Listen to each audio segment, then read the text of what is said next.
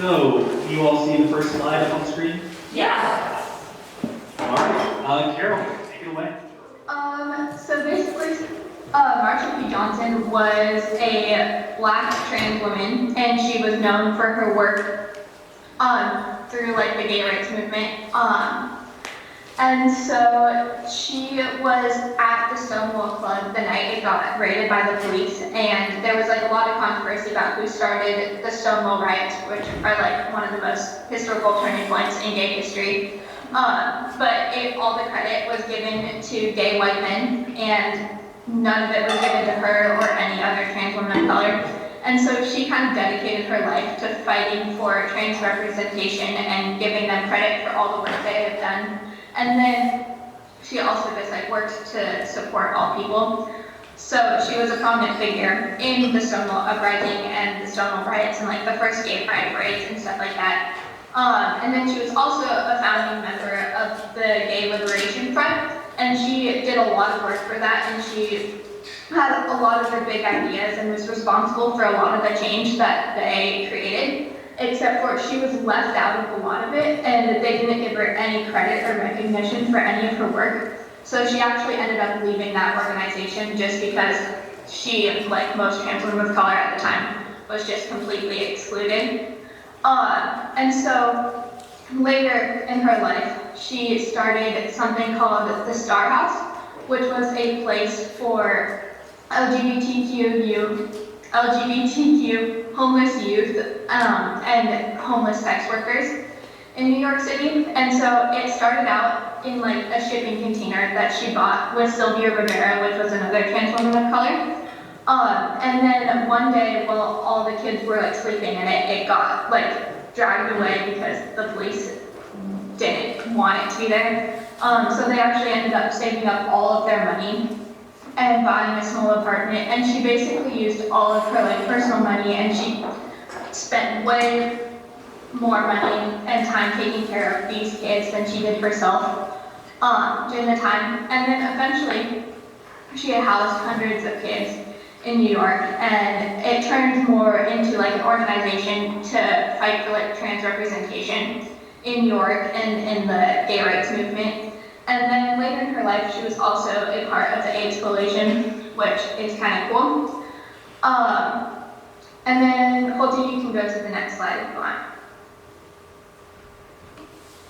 Okay. So Marsha actually died in 1992 when she was just 46, and her death was ruled as a suicide. But all of her friends and the communities that she worked in knew that she was not suicidal, and so it's highly likely, and everyone thinks that her death was not a suicide. She was found floating in the Hudson River a couple of days after she had died. And the reason why most people believe she was murdered is because she had a lot of like injury to her head that was obviously not self-induced and stuff.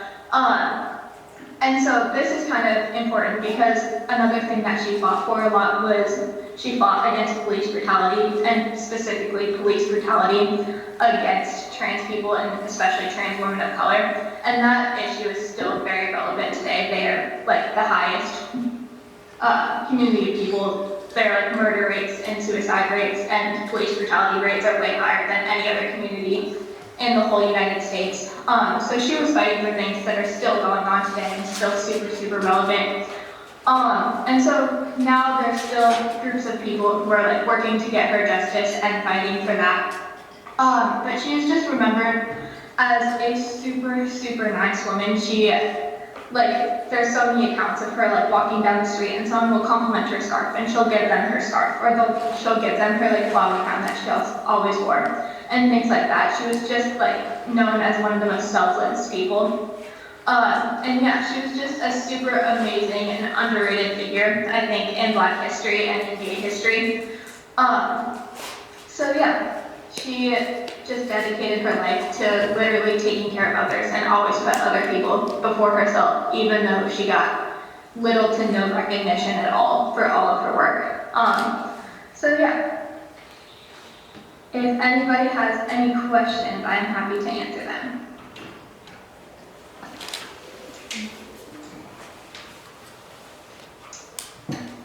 Any questions? We can't hear you at school if there actually is someone asking a question there, so. Can you unmute it, Jeff? Carol, I wonder if you could just talk a little more about the Stonewall presence to help give people a little more context for what that was. Sure. I did this the first time, but I don't think anyone could really hear me. Maybe we can mute the room again, because I can hear myself echoing. Okay, cool. So basically, Stonewall was a gay club in New York City. It was in Greenwich Village, I think. And it was owned by the mafia, but a lot of wealthy white gay men at the time would pay off the mafia so that the police wouldn't do a raid on the club. At the time, being gay was viewed as very bad by society and like the police and everything, so it was normal for police to raid any organizations or like restaurants or bars or anything that was known to be like attended by gay people or LGBTQ people at the time.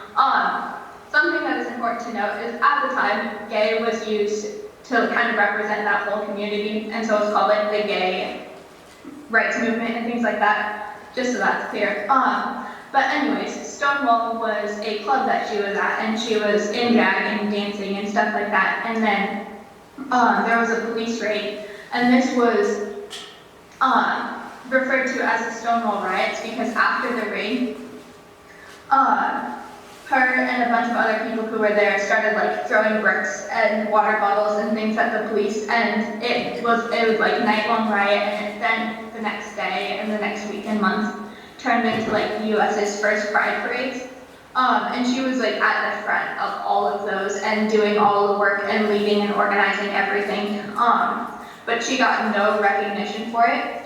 But basically these parades are kind of like what led to the start of getting gay rights like protected in law, and it was like how, like that's the time when more like politicians and stuff came out and started supporting gay rights and things like that, but it's still, there was no support from a lot of the community for trans rights and non-binary rights and rights for LGBTQ people of color, and she was very aware of that, so she kind of just dedicated her life to housing these people and taking care of these people and feeding these people and loving these people.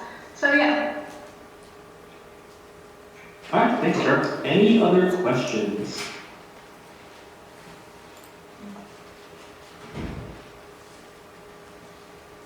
No? Okay. Thank you, Carol. Thanks, Carol.